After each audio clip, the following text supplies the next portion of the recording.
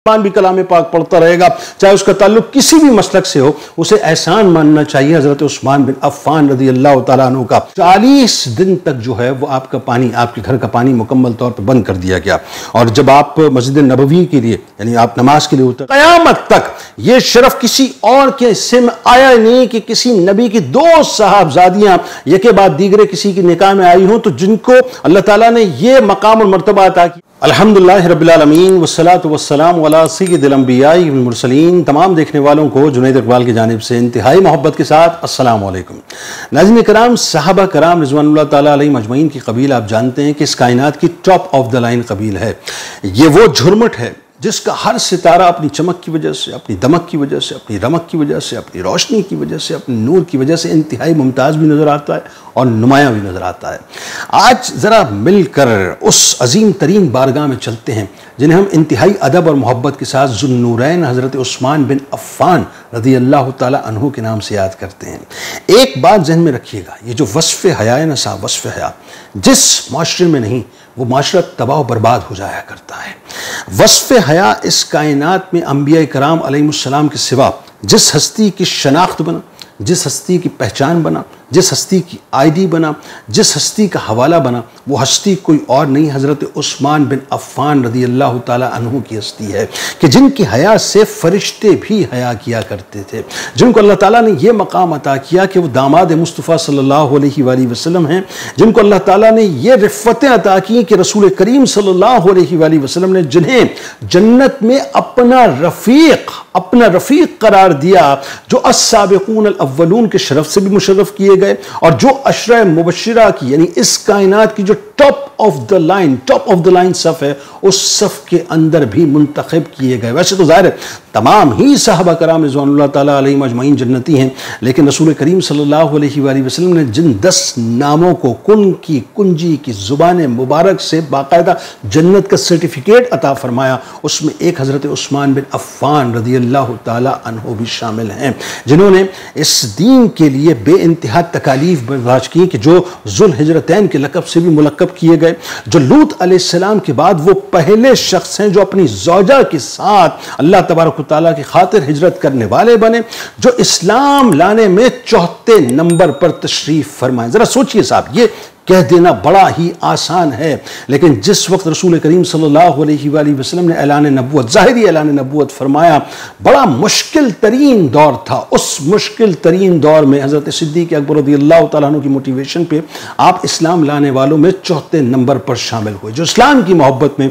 अपने ख़ानदान की जानिब से, जैसा कि मैंने आपको कहा, सख्त तरीन सजाएं भी बर्दाश्त करते रहे और सख्त तरीन तकालीफ से गुजरने वाले भी बने, जो इस रूए ज़मीन पर कुरान पाक के पहले हाफिज बने। यानी यूं कह लीजिए साहब कि रहती दुनिया तक जितने हुफ़ाज़ आते रहेंगे, अगर मैं उसको तसव्वुराती खाका आपके सामने पेश करूं तो एक सफ़ लगे, अगर तमाम हुफ़ाज़ की रहती दुनिया तक जितने भी हुफ़ाज़ आए, उस सफ़ में जो इमाम के फ़राइज़, यानी यूं कहिए कि इमामत के फ़राइज़ अंजाम देंगे, यानी इस कायनात के जो यूं कहिए कि हुफ़ाज़ के जो लीडर हैं, सबसे पहले लीडर हैं, वो यकीनन हज़रत उस्मान बिन अफ़्फ़ान रज़ी अल्लाह तआला अन्हु हैं, जो अपने वक़ार और दयानत तो अमानत की वजह से सुलह हुदैबिया के मौके पर सफ़ीर इस्लाम भी बनाए गए, जो बैत रिज़वान जैसी तारीखी बैत का बुनियादी तौर पर सबब भी बने, जिनके दस्ते मुबारक को बैत रिज़वान के मौके पर खातिमुल अंबिया सल्लल्लाहु अलैहि वसल्लम ने अपना दस्ते मुबारक और इमामुल अंबिया सल्लल्लाहु अलैहि वसल्लम के दस्ते मुबारक को अल्लाह ने अपना दस्ते मुबारक करार दिया, जो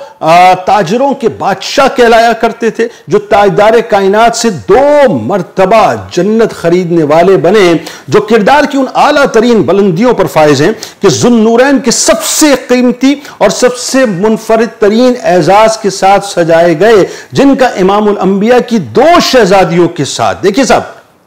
ये जो मैं वस्फ़ बयान करने जा रहा हूं ना, ये सिर्फ आप ही का खासा है और ये इतना कमाल खासा है कि जिसकी मिसालों में नहीं मिलती, कि जिनका अंबिया कराम अलैहिमुस्सलाम, यानी देख लीजिए हज़रत आदम अलैहिस्सलाम से लेकर नबी करीम सल्लल्लाहु अलैहि वसल्लम तक क़यामत तक ये शरफ किसी और के हिस्से में आया नहीं कि किसी नबी की दो साहबजादियां यके बाद दीगरे किसी की निकाह में आई हों, तो जिनको अल्लाह ताला ने ये मकाम और मर्तबा अता किया कि इमामुल अंबिया की दो शहजादियों के साथ यके बाद दीगरे निकाह अल्लाह के हुक्म से हुआ। ये कोई और नहीं बल्कि हजरत उस्मान बिन अफ़्फ़ान रज़ी अल्लाह ताला अन्हु हैं कि जिन्हें जमीन वाले भी और आसमान वाले भी ज़ुन्नूरैन के नाम से पुकारा करते थे। बल्कि मौला कायनात मौला अली करमुल्लाहु वजहुल करीम फरमाते हैं कि वो क्या खूब शान वाले हैं, हज़रत उस्मान बिन अफ़्फ़ान रज़ी अल्लाह तआला अन्हु के लिए कि वो क्या खूब शान वाले हैं कि उन्हें चौथे आसमान पर ज़ुन्नूरैन के लक़ब से याद किया जाता है। नाज़रीन कराम, जिनको यह शरफ भी हासिल हुआ कि किताबत वही का बाकायदा जिसे कहिए कि अपना एक ताज आपके सर पर बुनियादी तौर पर सजा, जिन्हें जामिउल कुरान होने का कीमती तरीन एजाज भी नसीब हुआ। ये जो आज हम कलाम पाक पढ़ते हैं ना साहब, बुनियादी तौर पर रहती दुनिया तक जो मुसलमान भी कलाम पाक पढ़ता रहेगा, चाहे उसका ताल्लुक किसी भी मसलक से हो, उसे एहसान मानना चाहिए हजरत उस्मान बिन अफ़्फ़ान रज़ी अल्लाह तआला अन्हु का, जो इंतहाई कम सुखन भी थे, कम गो भी थे। और कमाल ये कि तक़वा और परहेज़गारी की उस आला तरीन मंजिल पर फाइज थे कि दिन में रोजे रखा करते थे, रात को अल्लाह की बारगाह में क़याम किया करते थे, और उनको ये बड़ा पसंद था। यानी ये मामला उनकी यूँ समझ लीजिए कि दिल के बहुत करीब था कि हर जुमे को एक गुलाम को बाकायदा आप आज़ाद फरमाया करते थे। अल्लाह तबारक व तआला ने आपको बे इंतहा ताकत और क़ुव्वत अता फरमाई थी। आपने जब खिलाफत का दौर संभाला तो 12 बरस तक आपने तकरीबन खिलाफत की है, और मुस्लिम सरहदों को जो कि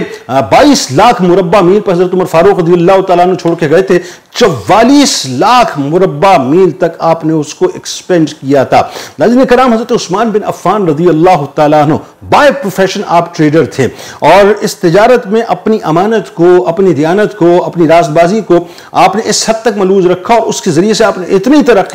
तरक्की की कि कुरैश के दौलतमंद तरीन लोगों में उस वक्त आप शुमार होते थे। और इसी दौलत और सरवत की वजह से और इसी बेलौस ईसार और कुर्बानी की वजह से गनी के लक़ब से आप मुलक्कब किए गए। और आलम यह था, बल्कि यूं कहिए कि आप अरब के माशरे में अगर ये समझाने के लिए बात अर्ज करूं तो दौलत के एतबार से आप सुपर इलीट क्लास के अंदर शामिल होते थे, लेकिन उसके बावजूद आलम यह था कि फकीरी आपके अंदर इस हद तक थी मिजाज में कि अपने बोझ को आप खुद उठाया करते थे। और क्या ही शान है हजरत उस्मान बिन अफ़्फ़ान रज़ियल्लाहु तआला अन्हु की कि सरवर दो जहां सल्लल्लाहु अलैहि वसल्लम की दुआ के सदके और उसके तुफैल बरोज़ महशर अल्लाह तबारक व तआला आप पर यह करम फरमाएगा कि आपको हिसाब व किताब के लिए खड़ा नहीं किया जाएगा। और सखावत का आपकी आलम यह था साहब कि कौन सा मौका है कि जब ताजदार कायनात सल्लल्लाहु अलैहि वसल्लम ने इरशाद ना फरमाया हो, यानी अबरूए मुस्तफ़ा सल्लल्लाहु अलैहि वसल्लम का इशारा ना हुआ हो, और हज़रत उस्मान बिन अफ़्फ़ान रज़ियल्लाहु तआला अन्हु ने खुले दिल से सरवर दो जहां सल्लल्लाहु अलैहि वसल्लम के कदमैन शरीफैन पे अपना माल पेश न किया हो। यानी कैद साली का मामला हो तो हज़रत उस्मान बिन अफ़्फ़ान रज़ियल्लाहु तआला अन्हु का माल नजर आता है। मुसलमानों के लिए जमीन की जरूरत अगर पड़ जाए तो हज़रत उस्मान बिन अफ़्फ़ान रज़ियल्लाहु तआला अन्हु हाजिर नजर आते हैं। मुसलमानों के लिए पानी का इंतजाम करना हो तो बीरे रूमा खरीद के जन्नत के चश्मे के हकदार बन के मुसलमानों के लिए उस कुएं को मुख्तस करते हुए नजर आते हैं। जैशे उसरत की अगर बात हो तो सखावत की वो आला तरीन तारीख आप रकम करते हैं, इतनी आला तरीन यानी इतनी सुनहरी तरीन तारीख रकम करते हैं कि सरवर दो जहां सल्लल्लाहु अलैहि वसल्लम की अता के किरतास पर ये जुमले सिर्फ सैयदना उस्मान बिन अफ़्फ़ान रज़ियल्लाहु तआला अन्हु के मुक़द्दर का हिस्सा बनते हुए नजर आते हैं कि इसके बाद उस्मान रज़ियल्लाहु तआला अन्हु जो चाहे करें, कुछ परवाह नहीं, कोई अमर इनको जरर नहीं देगा। यानी चश्मे फलक गवाह है कि कुन की कुंजी की जुबान मुबारक ने जो दुआएं उस मौके पर सैयदना उस्मान बिन अफ़्फ़ान रज़ियल्लाहु तआला अन्हु को अता फरमाई, वो सिर्फ और सिर्फ आप ही का खासा बनी। और सादगी का नाज़रीन आलम यह था कि हज़रत उस्मान बिन अफ़्फ़ान रज़ियल्लाहु तआला अन्हु यानी इतने आली मरातिब पर फायज होने के बावजूद अल्लाह ताला ने आपको सुपर इलीट क्लास में रखा था। दौलत और सरवत की आपके पास कोई कमी ना थी, लेकिन उसके बावजूद भी आप इंतहाई तवाज़ु और सादगी के साथ जिंदगी बसर किया करते थे। यानी आप लोगों को बादशाहों, ये आपका तरीक़ था कि आप लोगों को बादशाहों की तरह बाकायदा खिलाए, बादशाहों की तरह। यानी आपके पास कोई मेहमान आ जाया करता था, आप उसकी खातिर तवाज़ो बेइंतहा किया करते थे, और खुद का आलम यह था कि सिरका और जैतून जो है आप इस्तेमाल किया करते थे। इंतहाई मुनकसिरुल मिजाज थे। रात जो है वो तहज्जुद के लिए जब आप उठा करते थे तो वजू के पानी के लिए, अब आप सोचिए जरा कि अब जाहिर इतनी सुपर इलीट क्लास से आपका ताल्लुक है, मालो दौलत की फरावानी है, लेकिन आपके अंदर जो यूं कहिए कि आजिज़ी और इंकिसारी थी वो इस लेवल की थी कि जब रात की किसी पैर आप तहज्जुद के लिए उठा करते थे तो वजू के पानी के लिए आप अपने खादिम को नहीं उठाया करते थे, बल्कि खुद अपने दस्ते मुबारक से उसका एहतमाम बाकायदा फरमाया करते थे। और नफ्स कशी का आलम यह था कि गुलामों की मौजूदगी के बावजूद भी, यानी गुलाम जाहिर नौकर चाकर तो उस वक्त आपके पास थे ना, आपके पास एक बहुत बड़ा यूं कह लीजिए कि अपना स्टाफ था जो आपके लिए काम किया करता था, आपके कारोबार को, आपके बागात को, आपकी सारी ट्रेडिंग्स को जो संभाला करता था। लेकिन उसके बावजूद भी आलम यह था कि अपने बाग से लकड़ियों का गट्ठा बाकायदा अपने कंधों पर उठाकर आप आया करते थे। हज़रत उस्मान बिन अफ़्फ़ान रज़ियल्लाहु तआला अन्हु नाज़रीन इश्क़ मुस्तफ़ा सल्लल्लाहु अलैहि वसल्लम का कामिल तरीन नमूना थे, बल्कि यूं कहिए कि रसूल करीम सल्लल्लाहु अलैहि वसल्लम की चलती फिरती हुई एक इंतहाई खूबसूरत सी बल्कि हसीन सी तस्वीर थे। जैसा कि मैंने आपको बताया कि 12 बरस तकरीबन आपने खिलाफत के मनसब को संभाले रखा और तीसरे खलीफा राशिद की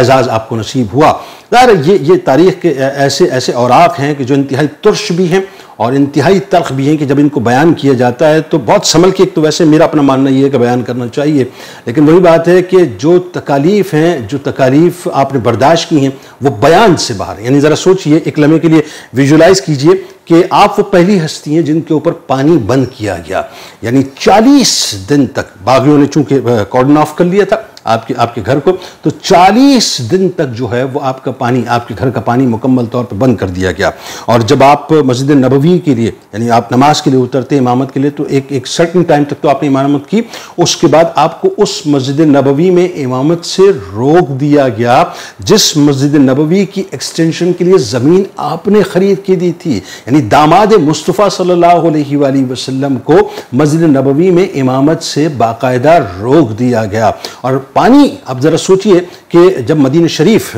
मुसलमान तशरीफ़ लाए थे तो उस वक्त पानी का बड़ा मसला था, तो ये बीरे रूमा आपने मुसलमानों को ख़रीद के दिया था। जिन्होंने बीरे रूमा मुसलमानों को ख़रीद कर दिया था, ज़रा सोचिए उनके ऊपर पानी बंद कर दिया गया। बहरहाल 40 दिन तक जो है वो आपको बाकायदा यरगमाल बना के रखा गया, 40 दिन तक आप पर पानी बंद किया गया। और उसके बाद आपने 18 ज़ुल्हिज्जा को जुमे के रोज़ असर और मगरिब के दरमियान शहादत का जाम नोश किया। अल्लाह तबारक व तआला आपके दर्जात को बुलंद फरमाए और कल बरोज़ महशर हम मुसलमानों को हज़रत उस्मान बिन अफ़्फ़ान रज़ियल्लाहु तआला अन्हु का सदका अता फरमाए और उनकी नज़र करम अता फरमाए। इस दुआ, इस उम्मीद, इस यकीन के साथ अल्लाह ताला आपका, हमारा, हम सब का हामी नासिर हो। अल्लाह हाफ़िज़।